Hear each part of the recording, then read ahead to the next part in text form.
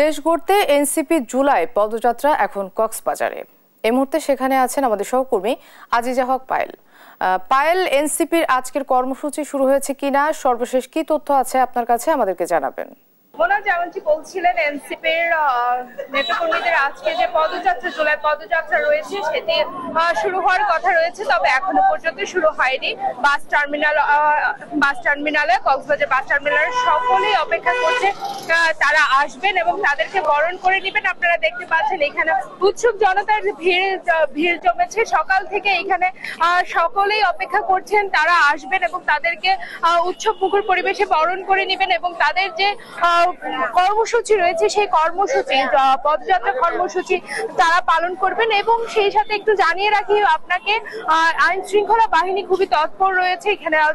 কক্সবাজারের অলিতে গলিতে একেবারে সম্পূর্ণ রাস্তাঘাট একেবারে নিরাপত্তা চাদরে ঢাকা রয়েছে, এমনটাই আমরা দেখতে পেরেছি। এবং এখানে কেন্দ্রীয় যে এনসিপির কেন্দ্রীয় নেতারা রয়েছে তাদের সাথে আমরা কথা বলেছি। তারা বলেছেন তারা প্রশাসনের সাথে কথা বলেছেন এবং তারা নানা রকম প্রস্তুতি ইতিমধ্যে সম্পন্ন করে রেখেছেন, এমনটাই আমাদেরকে জানিয়েছেন।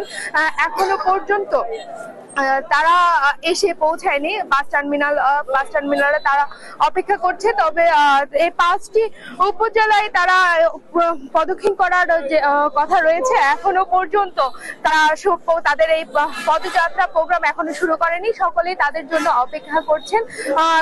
অনেকের সাথে আমরা কথা বলেছি, তারা বলছেন যে গত 24-এর যে গণ অভ্যুত্থান তারা দেখেছে, তাদের যে স্পিরিট দেখেছে, তাদের স্পিরিট যারা ধারণ করেছে তারা তাদের জন্য অপেক্ষা করছেন, তাদের কাছ থেকে অনেক কিছুই প্রত্যাশা করছেন।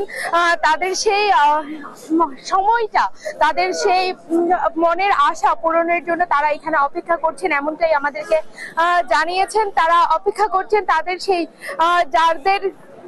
যাদের কথায় তারা আন্দোলনে যোগ দিয়েছেন, এমন অনেকেই আসছেন, তারা তাদেরকে একটু দেখবেন এবং কাছ থেকে দেখবেন, এমনটাই আশা করছেন। তারা এই আনন্দে, তাদেরকে কাছ থেকে দেখার আনন্দে একেবারে আনন্দ উৎসাহ মানে একেবারে ভরপুর, এমনটাই দেখা যাচ্ছে। তারা একটু দেখবে এমনটাই প্রত্যাশা করছে। তাদের কাছে আনন্দের কোনো শেষ নেই।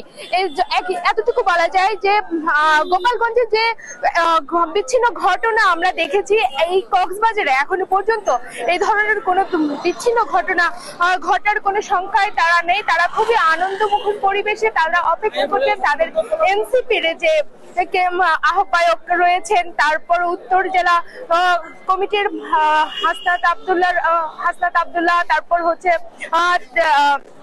সার্জিস এবং যারা রয়েছেন তাদেরকে বরণ করার জন্য খুবই আনন্দের সাথে অপেক্ষা করছেন, এমনটাই আমরা দেখতে পেরেছি।